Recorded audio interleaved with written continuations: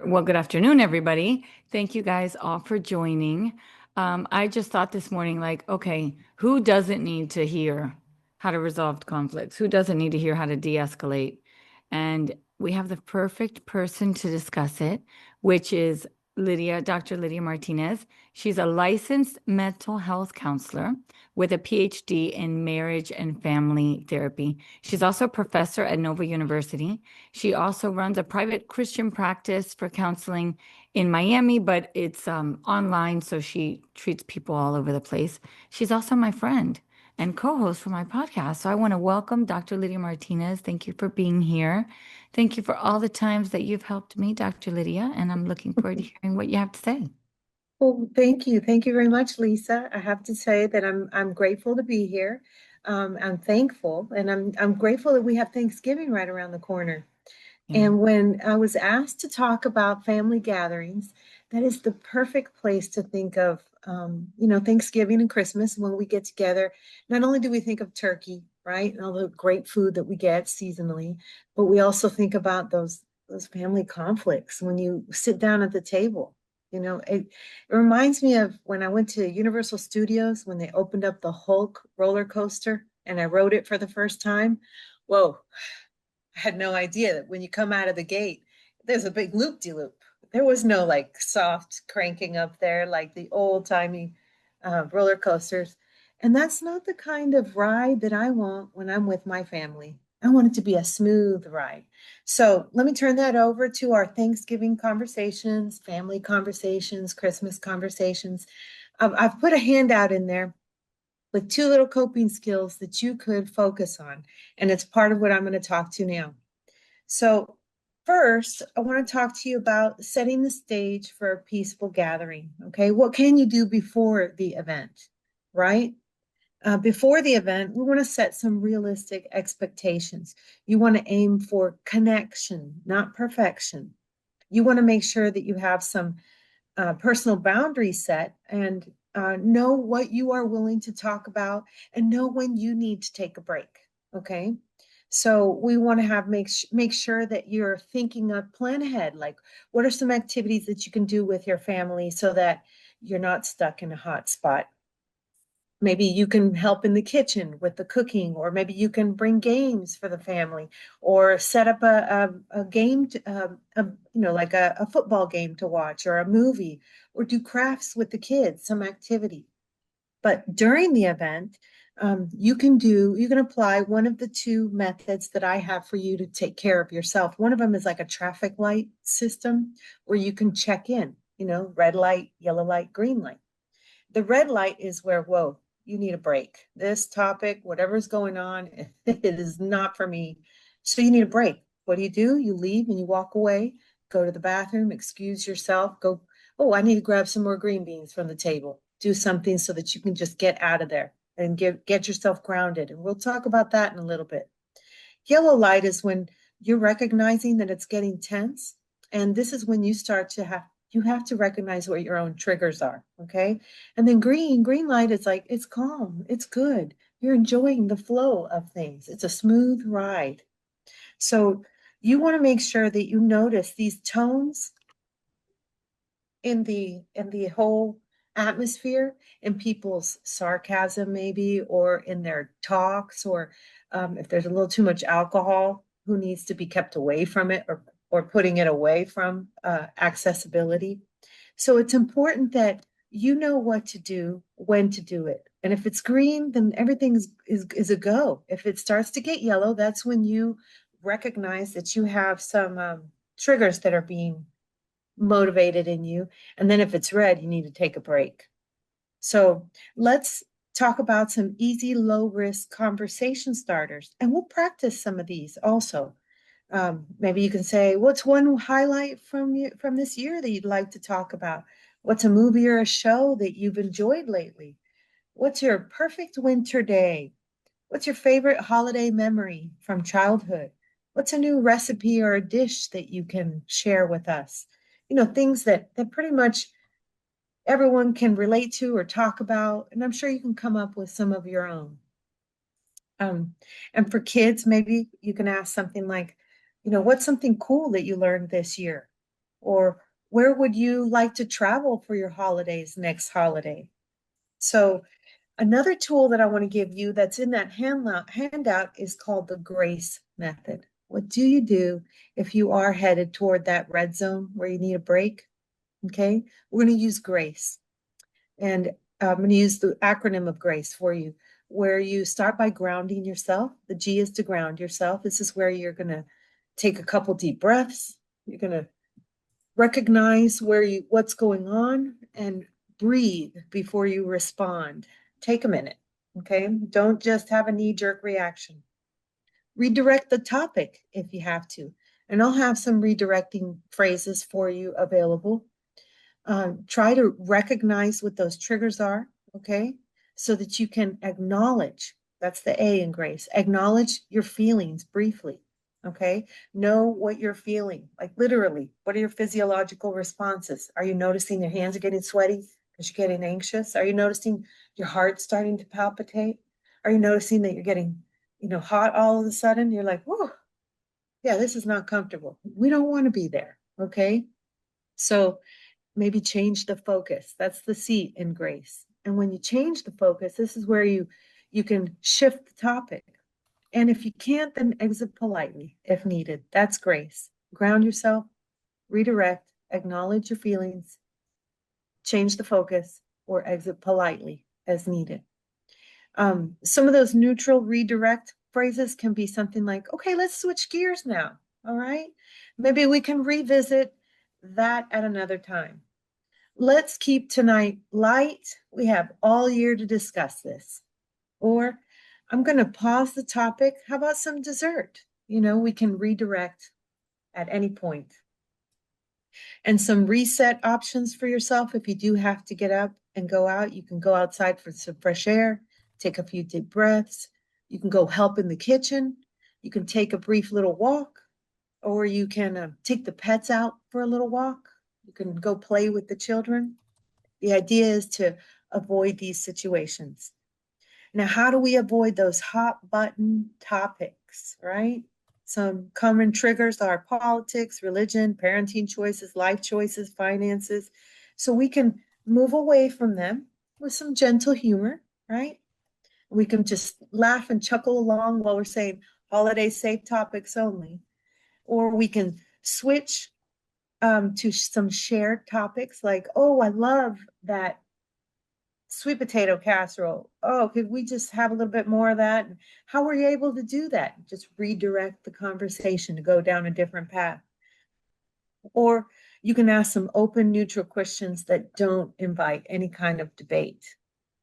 And I don't know about your family, okay?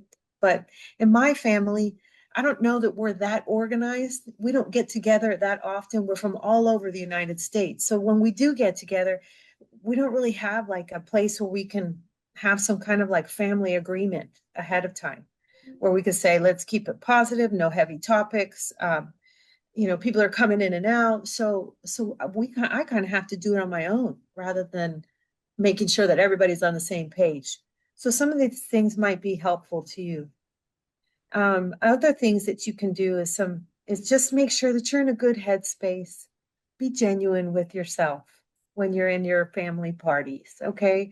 You know that family and connection over perfection. That's what you want as a goal, okay? You can find on YouTube University so many things to help you with grounding exercises, breathing exercises, things so that you can get distracted with, so that you can help yourself redirect also. And also remember, you can always have a simple exit script. I'm really enjoying it here. I want tonight to stay positive. I'm going to step out for a moment. I'll be right back. Okay? And I think that's enough of a signal for everybody for them to know, okay, maybe that wasn't a good topic to talk about.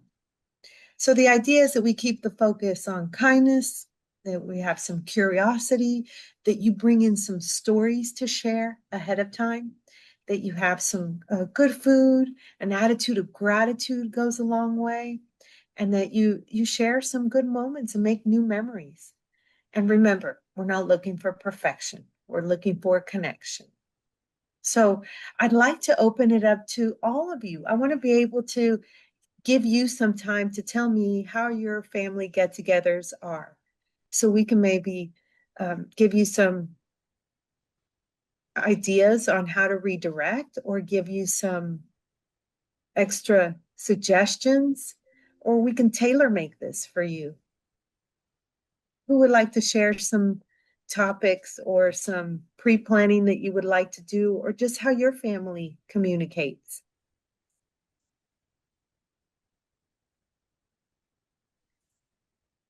Well, I'd like to say this is Claudio.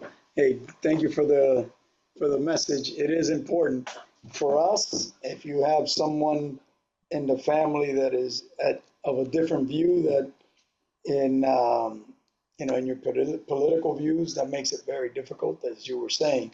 So it is very important to stay focused on. I think in Philippians 4:9, I believe it is. He says, "Let us be."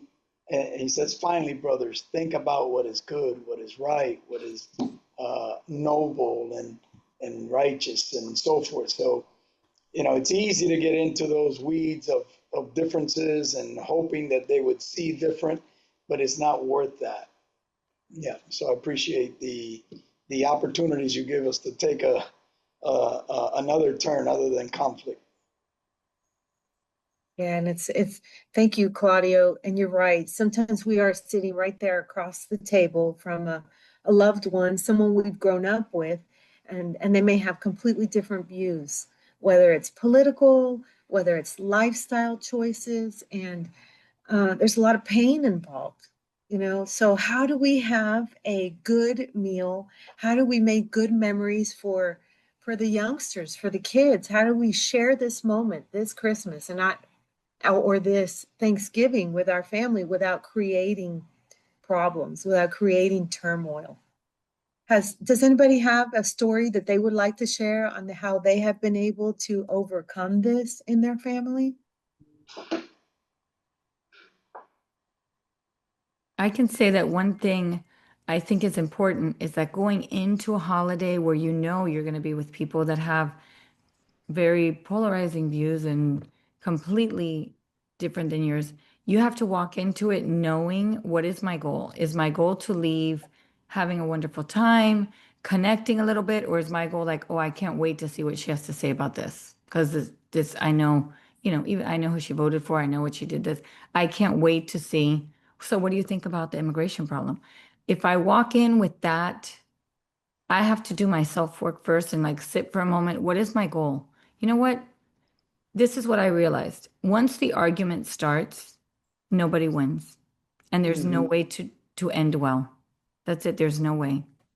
I think there are people that you have to set stronger boundaries. So if I know that person is looking for conflict, then I'm going to try to keep a loving distance between us. Like be kind, say greet, da da da, walk away and try to sit at the other side of the table. But if Mhm. I'm trying to connect with that person and I need to know I might have to listen today more than I talk, and that's okay because if my goal is to build the relationship and go deeper, even to be heard next time, like maybe Thanksgiving dinner is not the place. And politically and in my business, it's the same thing. If if I'm trying to build a relationship or connection with a coworker, then I need to know that every discussion doesn't require my opinion. And sometimes I can just nod my head and call Dr. Lydia later and vent about it, get it off my shoulders. But I think it's a great time for us to practice what we preach on the outside. So if I'm going to be arguing or discussing something with somebody that I work with that I know doesn't agree and I know is can be contentious, then what are my goals? Are my goals connection and curiosity, like you said? Or are my goals to win an argument, which usually winning an argument is harming the relationship? Absolutely. Absolutely. I think It's that's well said. I was going to say it's interesting for me because my family here in Florida, we all pretty much have the same kind of belief system. We go up to Jacksonville and I'll pick up my mom and my sister, my wife and I'll drive to Jacksonville and we'll go and sit down and I would say pretty much everybody's on the same level, except for we have a couple of Gators that are in that group, and so the Gator Seminole stuff starts. Actually, that's pithy, and we kind of make fun about that. Oh, And it's well, some people don't take it pithy, but it's just you can laugh and have a good time. What I've done on these issues, but when we this year we're going up to Virginia, um, and in Alexandria, which is Fairfax County, which is pretty much a blue county. And my daughter is an attorney up there, and they also bring some of their neighbors.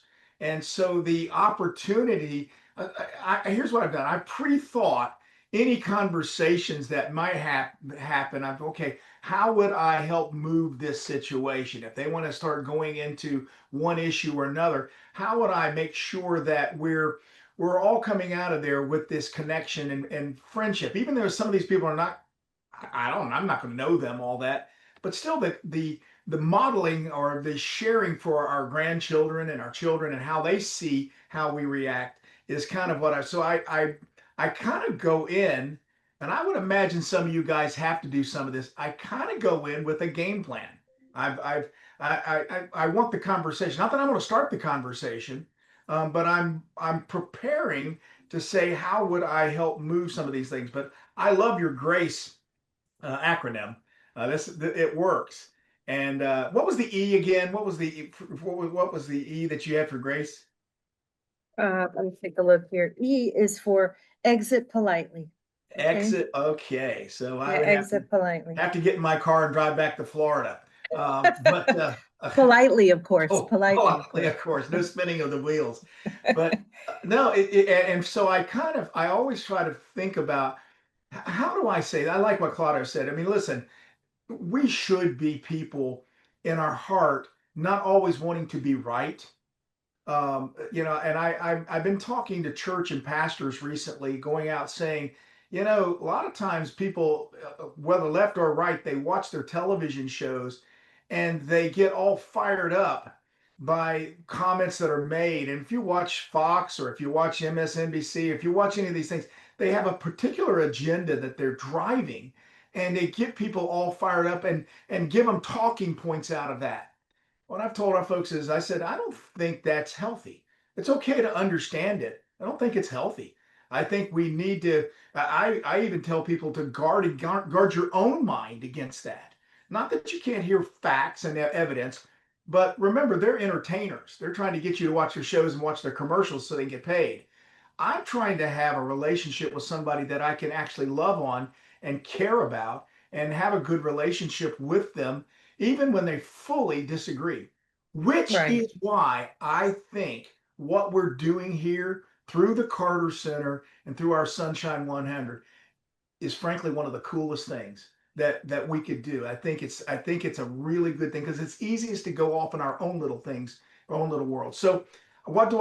I go and I prepare. I'm mentally prepared, and I'm really getting prepared for when I go to Fairfax, Virginia. What is that going to look like so that when I walk away, we still have really good relationships. That's great. And that's the goal. The goal is to keep your relationships going. And the goal is also to, like what Lisa said, also that, this may not be the right time or the right place to be talking about these topics.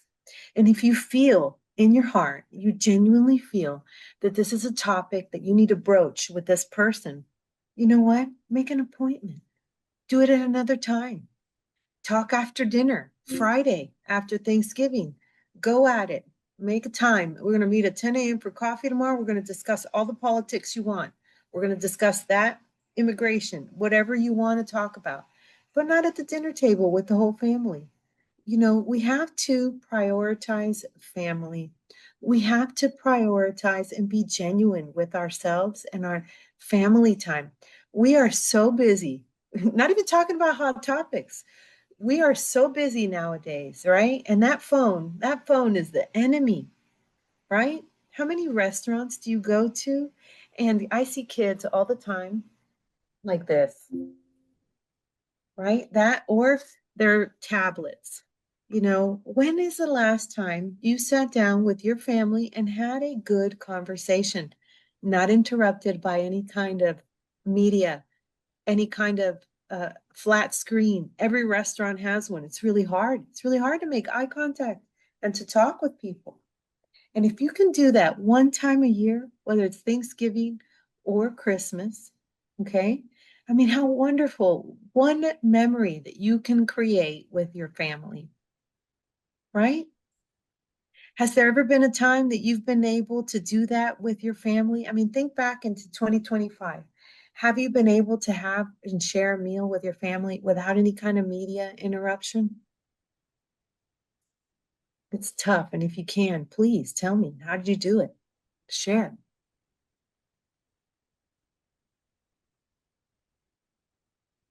It's hard, right? Media is everywhere and we get distracted so easily. One thing I do notice when I'm in a counseling session, especially the first one, especially when people I don't know and I'm listening to them, the first thing that I hear back from them when I have listened is they go like a sigh of relief. Oh, that, you heard me. Thank you. Wow. That's how we connect, right? By listening. So that's what you want to do with your families. You want to make sure that you're able to connect with your families, that you're able to recognize how you're feeling when topics are being brought up so that you don't feel uncomfortable. Because if you're feeling uncomfortable, it's going to be really hard for you to make other people feel comfortable. But if you use that traffic light method that I was talking about, the red light, yellow light, green light, if you know you need a break, well, go ahead, take a break. If you know that everything is calm and everything is green, that things are going in the right direction. It's a smooth ride. Or if you feel like things are getting tense, what do you need to do to center yourself so that you can relax, so you can take a couple deep breaths, so you can make the conversation go in the direction that it needs to? And the handout that is in the chat is for you to take so that you can practice grace, so you can read about it, you can prepare a little bit, talking about grounding yourself, redirecting the topic, acknowledging your feelings briefly. That doesn't mean you have to acknowledge them to everyone in the room. It just means to yourself, okay? You can change the focus and exit politely if you need to. And then come back and try it again, okay? I think the family's important.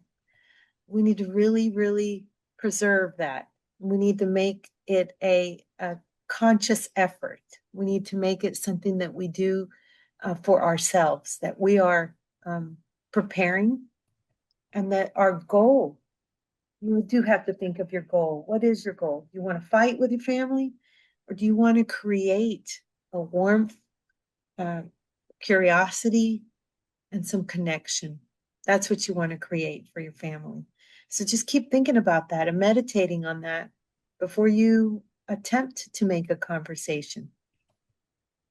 Would you like to do some conversation starters here? Would you like to talk about like what your family does um, based on your own history of Thanksgiving or Christmas so that you can practice it out here before you go? We could do that too.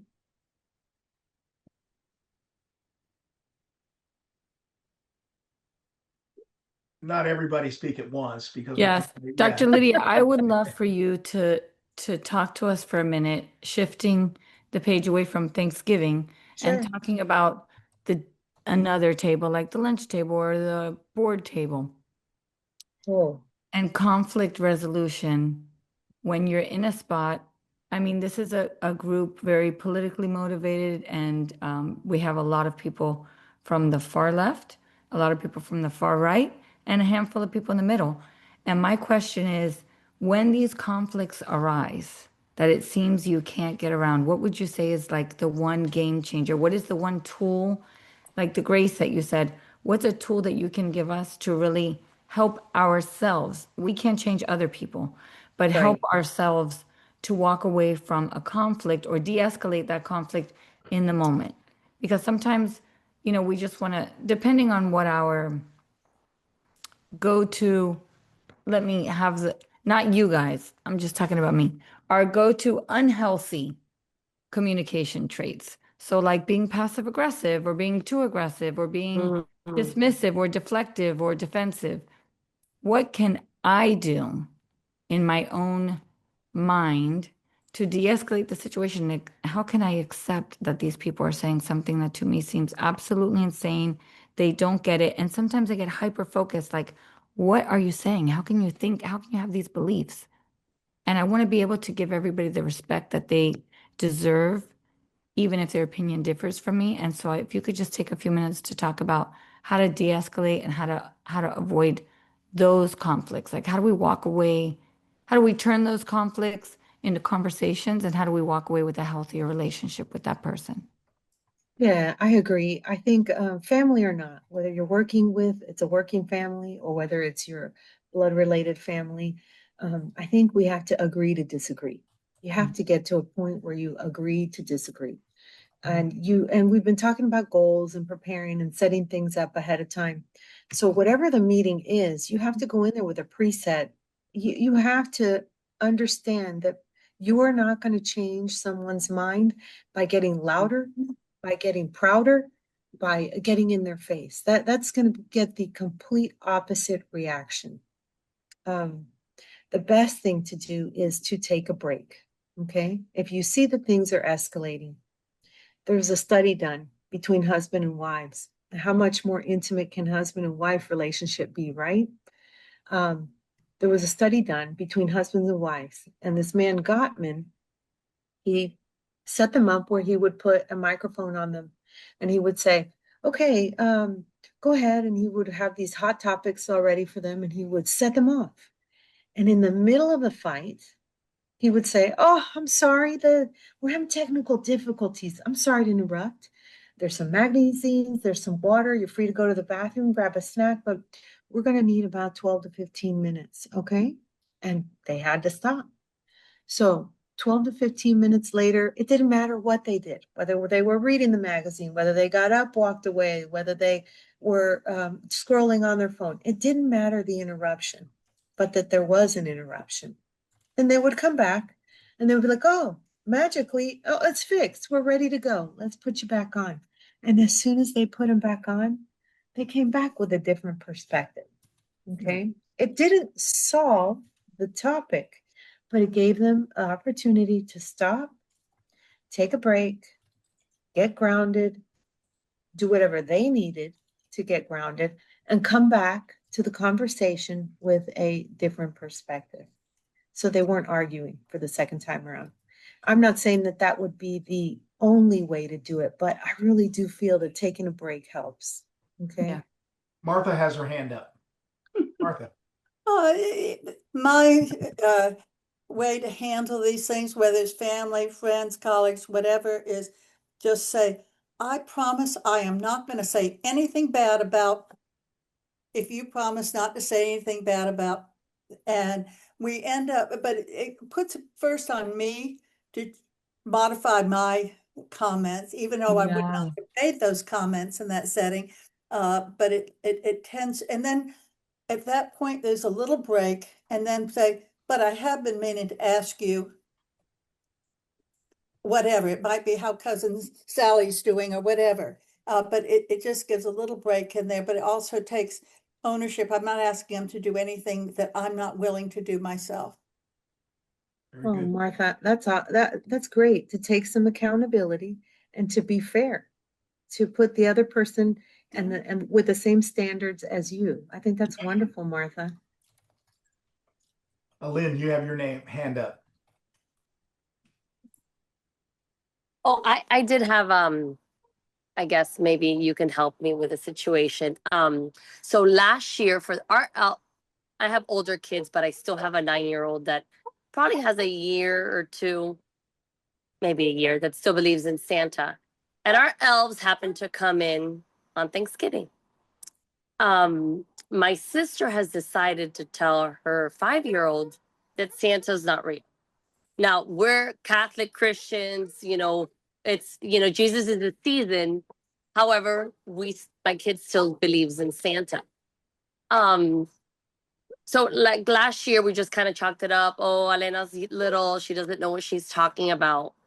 And just kind of but I'm sure it's going to come up again because the elves arrive on Thanksgiving Day. So it's a little bit more, kind of I love everything you said. I definitely, how to deflect when it comes to adults, but like, so how to, what would be your suggestion for this situation? Should I have a pre-conversation? I mean, with my Well, sister, or I'm open to suggestions. I think what I would do is I would have a conversation with your sister, and she runs her ship the way she runs it, you run your ship the way you run it. But when you're all together, there's going to be a little bit of overlap. So I would have a conversation with her ahead of time, and I would say something like, do you think that maybe you can not can we steer away from that conversation, since you've chosen to tell your daughter or your 5-year-old, but we haven't broached that subject just yet. And if she's not willing and she's like, I'm going to let my 5-year-old say whatever they want to say, then maybe I would make sure that the elves get delayed, that they had some kind of a traffic jam and couldn't make it until family left and they showed up as family was leaving or the next morning, so that, you wouldn't have to worry about when you're all together and overlapping. Do the elves have to show up when the other 5-year-old is there? Because it's going to be brought up. You know, Well, that's how. it's interesting you say that. We tried to delay it last year, knowing that was kind of coming. They just hadn't left, and then the kids are like, "Oh my gosh, the elves aren't coming. The elves aren't coming," only because for the last 9 years, or even longer than that, because my older kids, they always arrive on Thanksgiving. So maybe we need to do like a pre-note. Hey, Right. to the okay. I like that. Yeah, like Okay. the Thank day you. before Thanksgiving, you can say, "Oh, we just Right. heard there's a big blizzard here. We may be a little late for Thanksgiving, okay? Dot dot dot." And then show up The maybe at morning after Thanksgiving, right?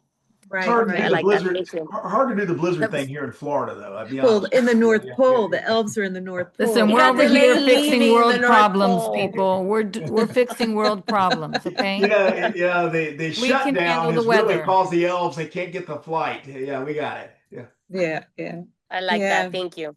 yeah. And then that way you could just completely avoid talking with your sister and her family.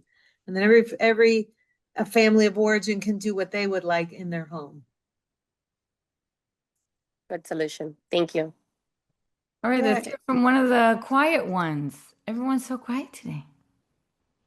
I think Sharon Joy had put something in the chat there. I wasn't able to read it. She just said we ought to maybe break out into rooms and so forth. I don't know that we've got it set But up today Sharon that we can Joy, do that. share your story. That way we can all hear the stories. We're a smaller group today. We only have like 30 people in. Yeah. Hello, hello. Hello. Well, I thank you all for hosting us this pre-Thanksgiving, pre-turkey, pre-whatever. And I, of course, each of you probably are remembering some of our family gatherings. And I don't have any memories that relate to what I've heard today. That's one.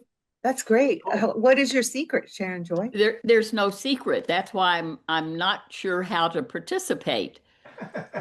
Uh, And I would say in our family, we're probably apolitical.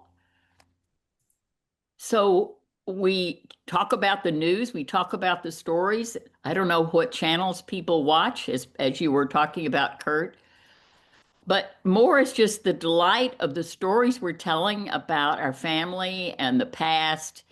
And we happen to have funny people in our family, and there's healthy teasing of the stories Mm-hmm. and laughter of sharing Halloween or Thanksgiving or whatever. So I guess it's mainly listening to the fun of life and not focused on things that are breaking.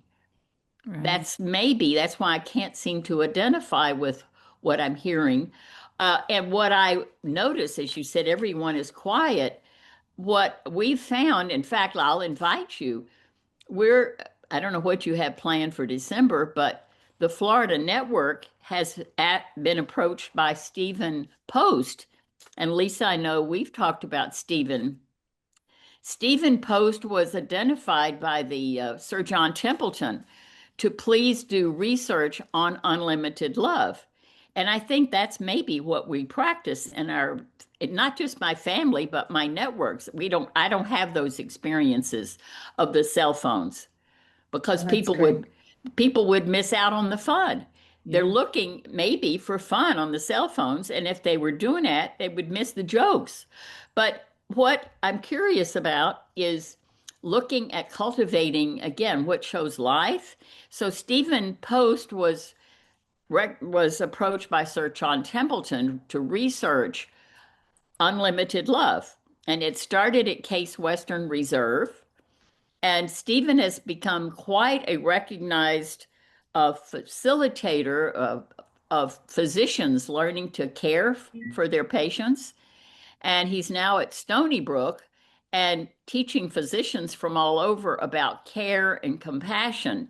And he has an incredible book on Alzheimer's called Dignity for the Deeply Forgetful. So now, to get to the point, he contacted me about the Florida Network and the connection partners if he could come talk about his new book called Pure Unlimited Love. And it's about the wonder and the curiosity about life and the awe of the sun rising and the playfulness of the kids in the park or whatever. So anyway, Stephen is going to be our guest on the 15th of September to talk about pure and limited love. But let me reach out to say it's not limited to that because the Sun 100 is a network of caring people, or we wouldn't be showing up for 2 years on this Thursday. Right. And what I propose, we explore the fun of networking. And one of the tools is to break into small groups that we've been meeting every Monday since February 2020 on Zoom. Wow. And we're much larger than Florida now because it's a safe place to be authentic and to feel heard. But the only way lots of people can be heard is in small groups of three. And you would be amazed to hear. I know Russell was on this call. Russell's been part of the Florida Network since the inception. What can happen in 10 minutes?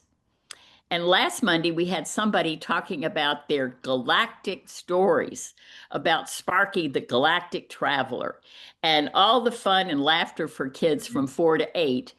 And in small groups, in 10 minutes, we had them connected up with Montessori, with the National Gallery of Art, this Strauss Center here in Tampa.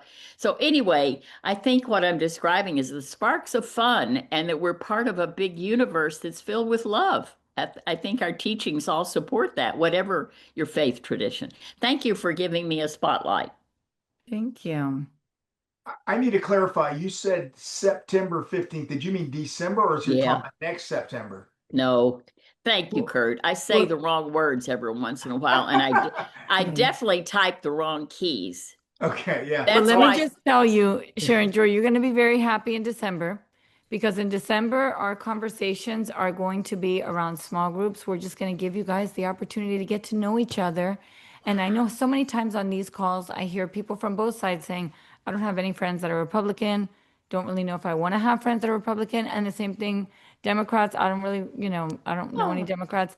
So we're going to give you guys a chance to connect, to get to know each other on a more personal basis, because I do think that that helps our brains rewire and say, wait, like this person votes different than me, but they're such a good person. They have good qualities and good values. And that helps us to be open to people that might not agree with us or and they have, may have a great recipe for gluten-free scones, pumpkin scones. right? I don't care what their politics are. Exactly. Well, that's coming soon in December. Oh, great. Yes. I think that's wonderful, Sharon Joy. I think you're onto something, especially when the word joy is part of your name. Exactly. And I think that small, intimate groups are very important because it creates a sense of intimacy. It creates a time where you can share, and it isn't as intimidating when you have a larger group. But I do want to thank you for bringing me on, and I do want to thank you for allowing me to talk about a topic that probably is not a top 10 in political circles, maybe not even a top 100, right? But family is important, and I have seen a shift. I'm so I feel so happy to share and joy that you are part of a group that is talking about love and levity and recipes. And I think that we need to go back to simpler times. I agree. And I am very grateful for you to have brought Oh, that up. thank you. You know, Yeah. Dr. Lydia, I have to say, you just said a comment there that just kind of it just stung for a second. You said, what we're talking about here, and we're talking about how we're having relationships and conversations, not winning debates. It's not about trying Right. to get my point across. I had a and it bothered me that you said it should maybe not a top 10 or a top 100. It ought to be. It ought to be. It This ought should to be be. our. It ought to be our focus as we're having these conversations. Yesterday morning, I went into the office. I was in Tallahassee. I went in. I usually get in around 7. I went into the office and there was a lady that was upstairs. She's upstairs and she came through and I'm sitting there talking. I'm sitting out. I'm actually out in the foyer way, and I'm just talking to somebody on the phone. And she came in and we just started chatting. And I would say she's not of the same political persuasion that I am.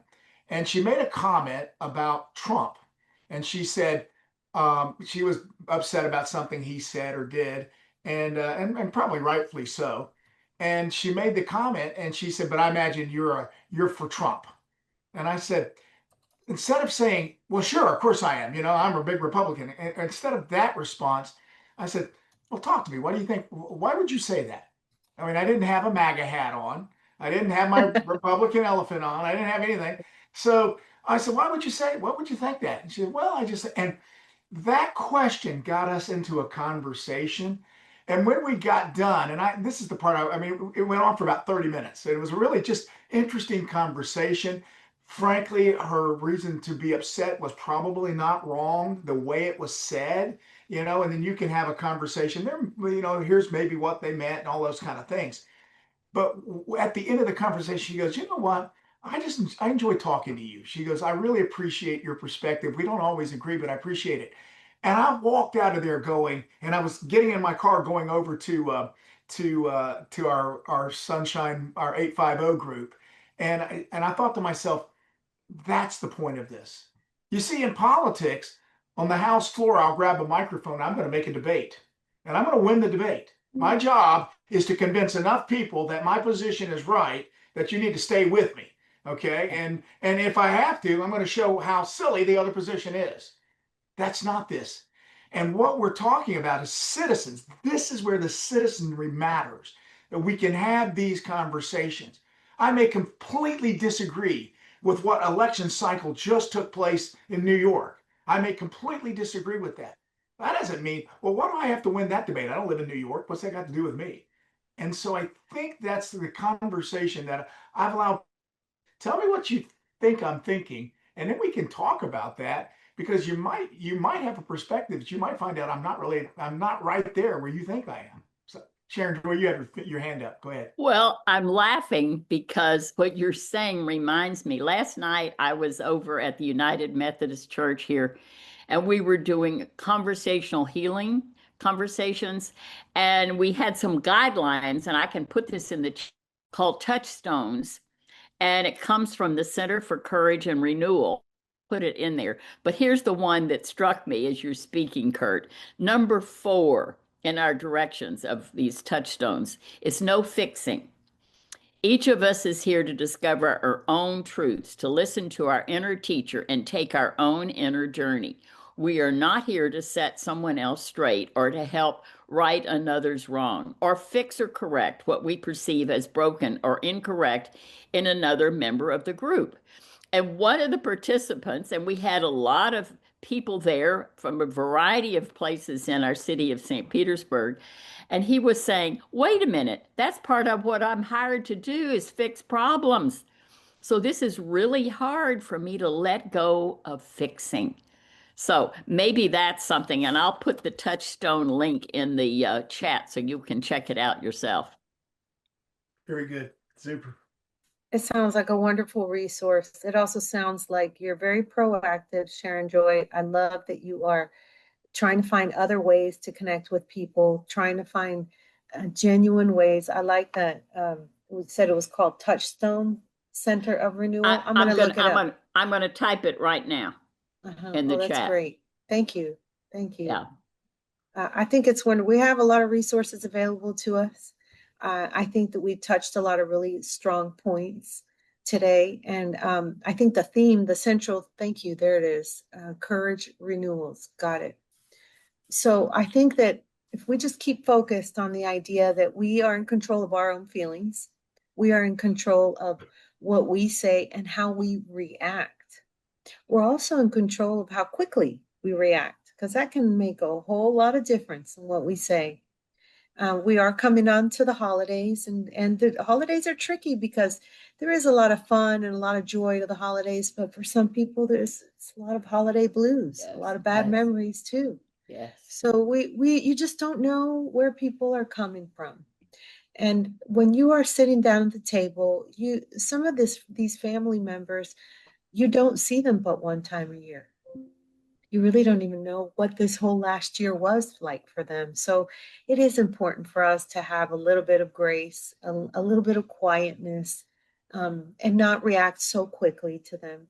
Take some time to see what it is in us that's being triggered, so that we don't turn around and create further crevices in our relationships.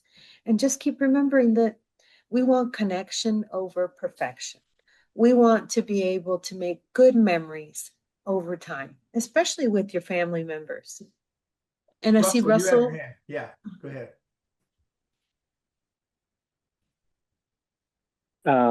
I Russell. appreciated hearing what I did hear. I got on late and took a while to get let in, but I'm a Lutheran pastor, so I'm all big on everything you're saying that really focuses on healing. Um, I tend to look at the family as to be a place of healing. Life is traumatic. Even people who get lucky, if you will, with the lottery of life, they still suffer traumas in life. And when we gather together, those traumas can either rise to the surface, or we can be agents of healing. But that also means, in my experience, that we have to be able to work on ourselves, identify where our own sources of pain are, and be able to spend some time with our own pain, know what our own dark side is, and begin to address that. And so, along with basting the turkey, we have to be basting our own soul along the way. And if there are things that people say at the table that seem to be trigger for us, we should be looking inwardly at what those triggers are and asking ourselves, why is that trigger upsetting me? I mean, I've learned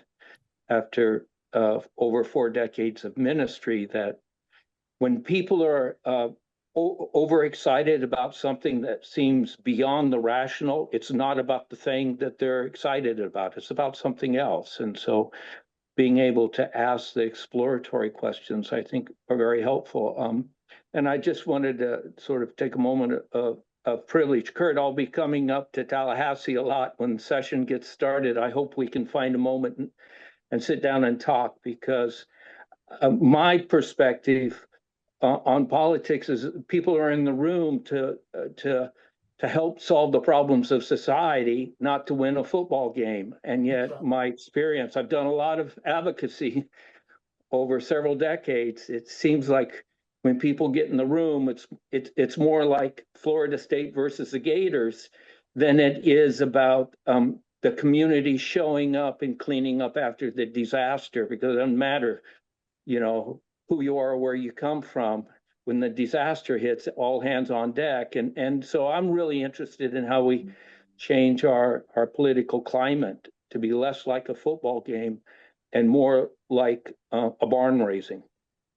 We do it like Thank you. this. we do it like what we're doing here, and we're going to continue to do this, and we expand it and we grow.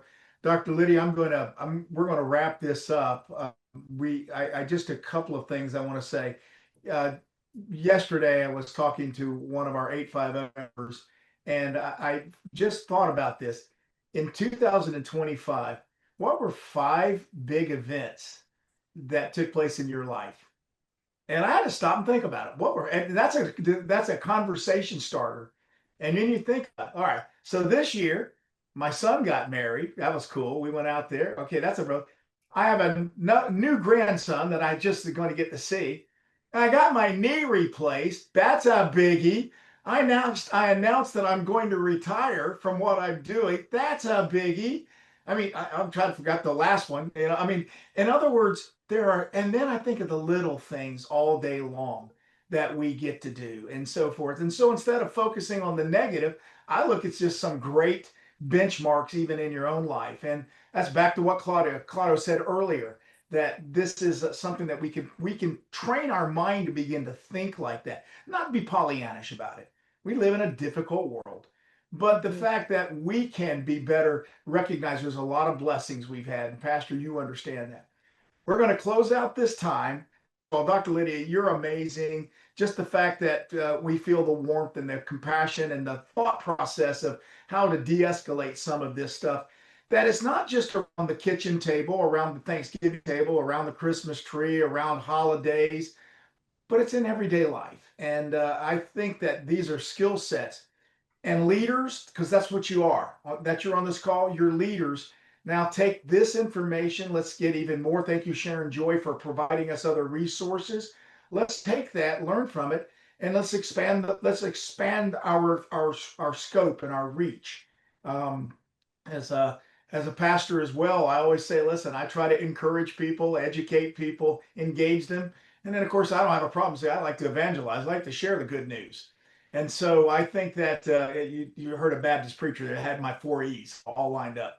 So, but with that said, guys, this is what we're all about. And I will tell you, next month, you already heard Lisa say that we're going to go into the small groups and break out and do networking, setting the stage, for friendship developing, relationship developing, but setting the stage for 2026, which we're really going to need to do this in 2026. And so there's a lot of good things. I am deeply thankful to the Carter Center. Um, Again, it's a folks that have very commitment across the world to bringing democracy and peace to countries that have no desire to do it at times, but the people do. And so they're out there working. And then they've turned inward and looked here in America and said, you know what? The lessons we've learned over there, we can apply a lot of that here. And so I think there's a really good thing. The good news is our country maybe have a lot of challenges right now, but we're not coming apart yet.